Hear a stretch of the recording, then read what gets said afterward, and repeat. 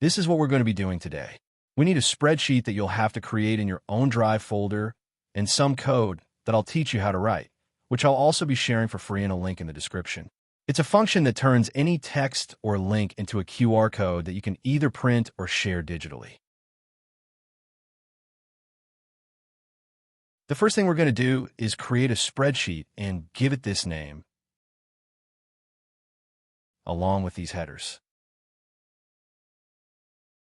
Now, we're going to use the extensions tool and open AppScript.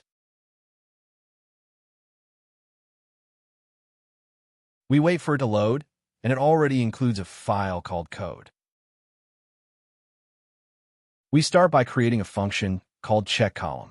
This function will look at the active sheet and check each row to see if column A has a value, but column B is empty. Inside the function, we first get the active sheet from the spreadsheet and store it in a variable called sheet. Then we get the last row that has content and save that number in last row. Next, we create a for loop that begins at row 2, because the first row usually contains headers and continues down to the last row. For each row, we read the value in column A and call it value A, and the value in column B and call it value B. If value A exists, but value B is still empty, that means we need to generate a QR code. Before we do that, we place the text loading in column B so the user can see something is happening. We also flush the spreadsheet so the change appears right away. After that, we call another function called generateQR, passing the sheet, the row number, and the value we found in column A. Now in the generateQR function, this is where we actually create the QR code. First, we build a URL for an online QR code generator and attach the value from column A, making sure it is properly encoded. Then we fetch the image from that URL, convert it into a blob, and give it a file name that starts with QR_ followed by the value. Next, we find the folder where the current spreadsheet file is stored in Google Drive, because that's where we want to save the QR code. We create the file in that folder using the blob we just generated. Finally, instead of inserting the image into the sheet, we put a hyperlink in column B. The hyperlink points to the file in Drive, but it shows only the file name, not the full URL.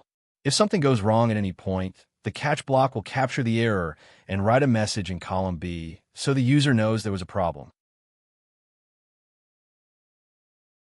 We'll go to the sidebar and look for the Triggers button. When we press it, we'll wait a moment and this screen will appear.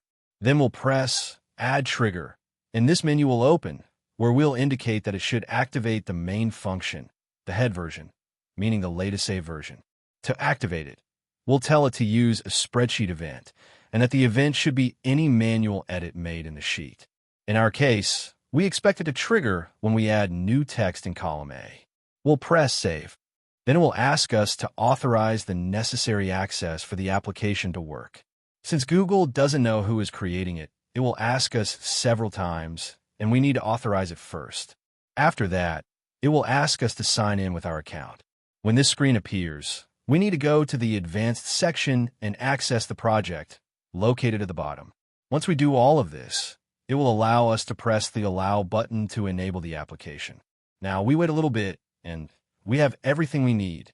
You can start using the application, as I'll show you now.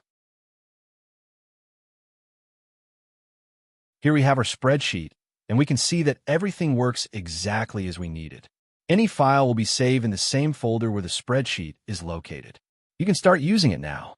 I'll leave a link in the description where you can download the code for free. If you'd like to support the channel, you can do so by subscribing and leaving a comment. It really helps me out a lot. If you have any suggestions for changes or run into issues with how the app works, let me know down in the comments. This is just a very basic app, and there are lots of ways it could be improved. For example, setting it up to send emails automatically or adding a display for other users. If you'd like me to make another video going deeper into those features, just leave a comment and I'll be happy to do it.